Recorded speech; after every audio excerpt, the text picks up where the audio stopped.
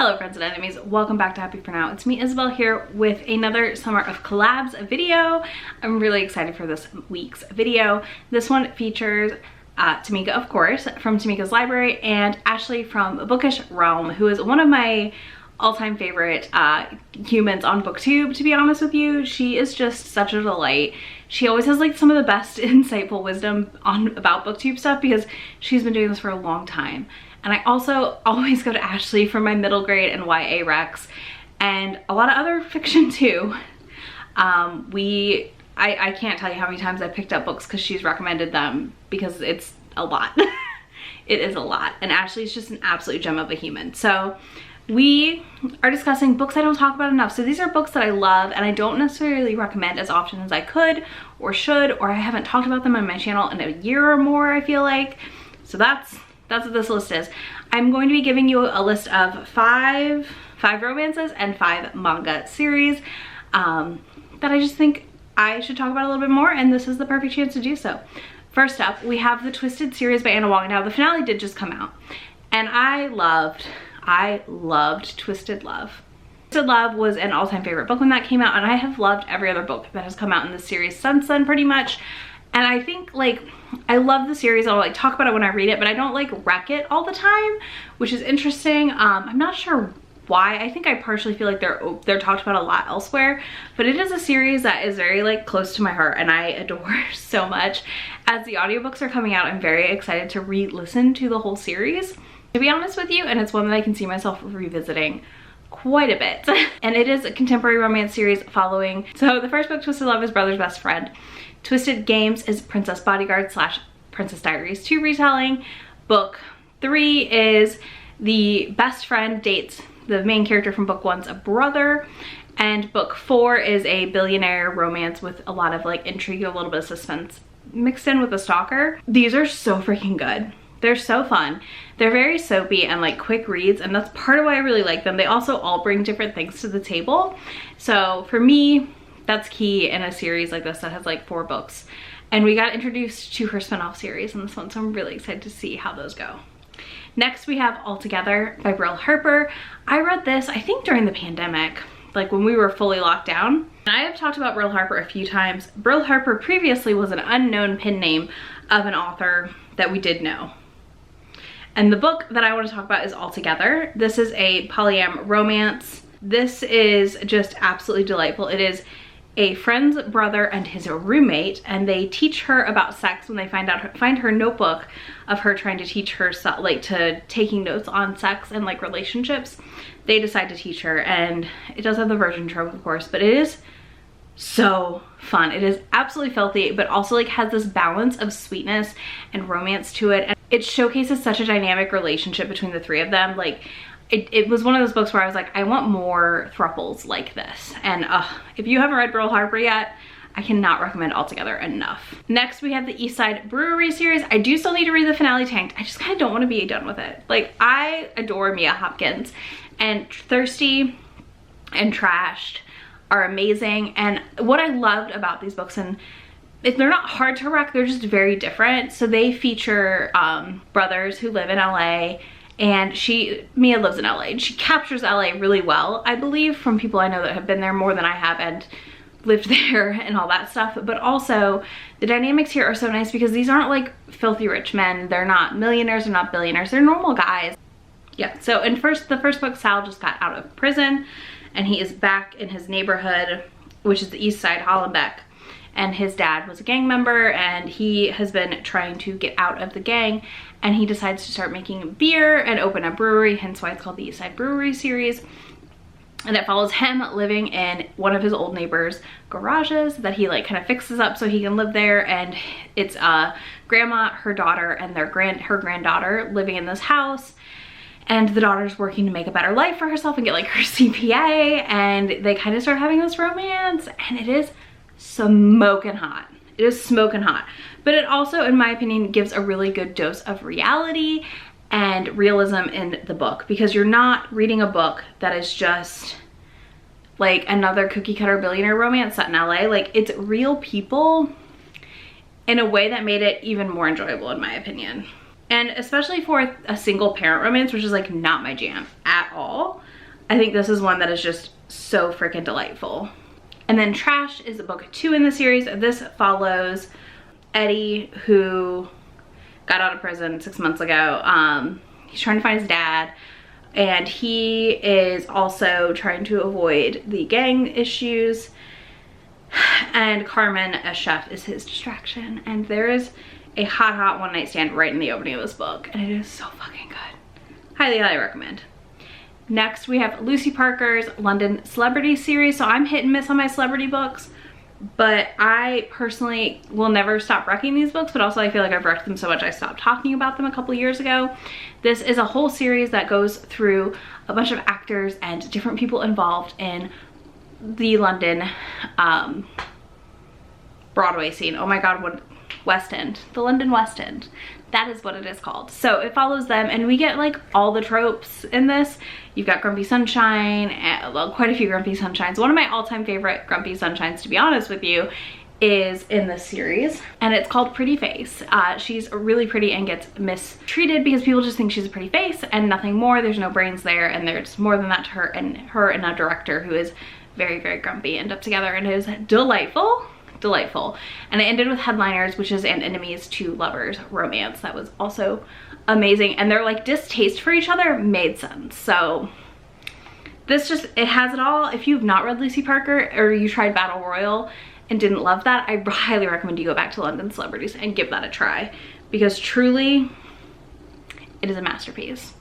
Next, we have an author I thought I loved for a long time, and I think I love her older work more than her new stuff, and that is Hate to Love You by Alicia Rye. This book was my first Alicia Rye, and I loved it so much. So in Hate to Want You, one night every year they meet up and have sex. Nobody knows about this pact that they have. They like just get it on for one night, and one night she doesn't show up for that year's hookup, and he is thrown for a loop. And she also happens to reappear in the town that she left, like their hometown. And it ends up just kind of building from there, and there's a lot of reasons why they shouldn't be together perhaps, or that keep them apart or kept them apart. And this whole series has that overarching theme to it of like this forbidden relationship because of family things, we'll call it, and you know, just drama.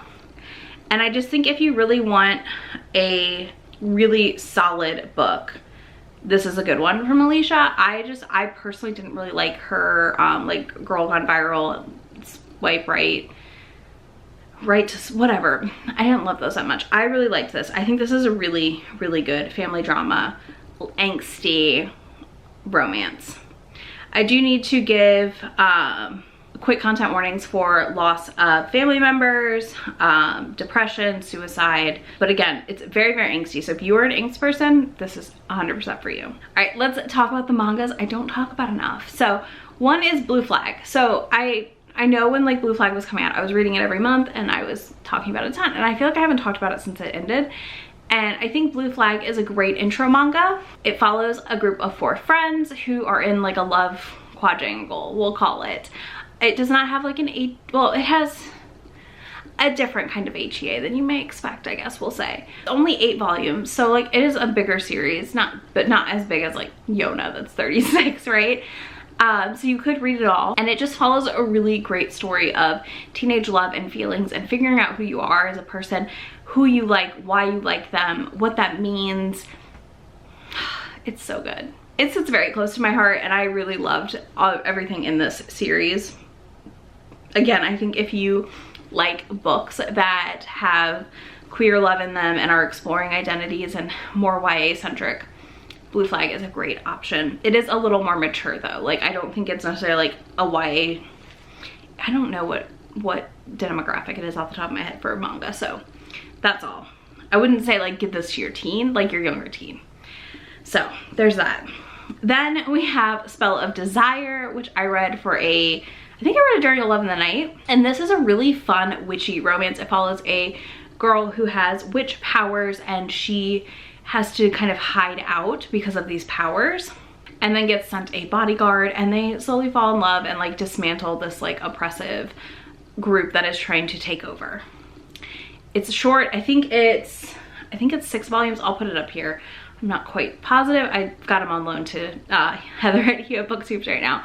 But yeah, it's like about 6 books, and it's just a really fun time. I think it is one of those ones that if you like paranormal romance, if you like witchy books, this is a great manga that is complete to pick up, especially if you like the art style. Then we have An Incurable Case of Love. This is a doctor-nurse romance that I think is another one that I read it all. I talked about it then, and then I haven't talked about it since. I need to do some manga rec videos too.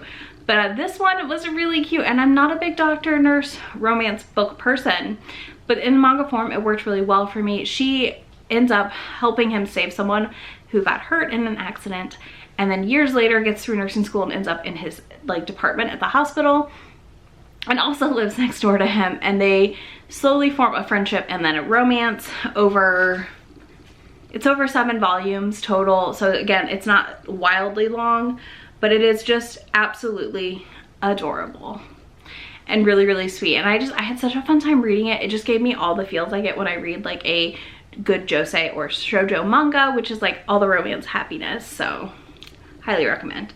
Then we have 2 non-romance titles. I have a YA middle grade? No, it's not middle grade. What is that one? I have a children's young readers book. So this one, Girl Who Drank the Moon by Kelly Barnhill, is my young readers book pick. It's upper elementary, I guess-ish. This is about every year where these people leave a baby for this witch to come get as a sacrifice so she won't terrorize their town. But little does she know that the witch isn't actually doing anything with these babies besides transporting them to other people who want them. But this baby accidentally drinks too much magic from the night sky and ends up with powers. And her name's Luna, of course. And she has to learn to protect other people and help save everyone she loves, kind of. Well, to an extent. And this has won awards. It does get talked about a lot. I read it when it came out in 2016. I believe, or 2017 I read it. It's like about a year after it came out. And it was just so good. I absolutely loved it. I think it's one of those books that like is just brilliant. It was just a brilliant book. I would have loved it as a kid. I loved it as an adult. I think it's one of those ones that if you like to read some younger age books sometimes, it's a good one to pick up. And I think it's one that if you don't read in that age group often, you would still probably really enjoy it. And we know I love witches in my books, so of course I picked it up. Then last but not least is An Absolutely Remarkable Thing by Hank Green. I devoured this book on a road trip. I remember I was driving and I kept making anyone who called me get off the phone with me so I could keep listening to this book. I was blown away by this sci-fi situation happening here. It was so weird and interesting, and I loved the way that we weaved social media and the internet into the book with thought processes that I honestly hadn't fully had yet in my brain. But anyways, this is about a girl who discovers a giant robot called a Carl that has just landed, and it follows the journey of them uncovering what the Carls are and all the places that they landed and what it means. And it just was so good. It ends in like this epic ending. It was wild. And I actually kind of really want to reread this book. Like as I'm talking about it, I'm thinking about how I need to reread it now. So I need to reread it, and I also need to read the new one.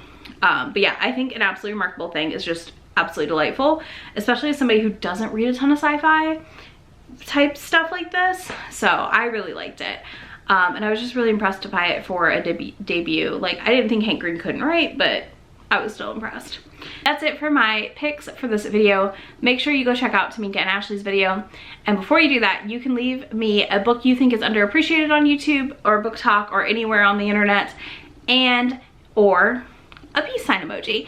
And I will talk to y'all in just a few days in my next video. I'll have links to all these books in the description box, as well as links to be my friend anywhere on the internet. Bye y'all. Already packing, come with me. I'm not really asking. We'll get away to a place where we don't know.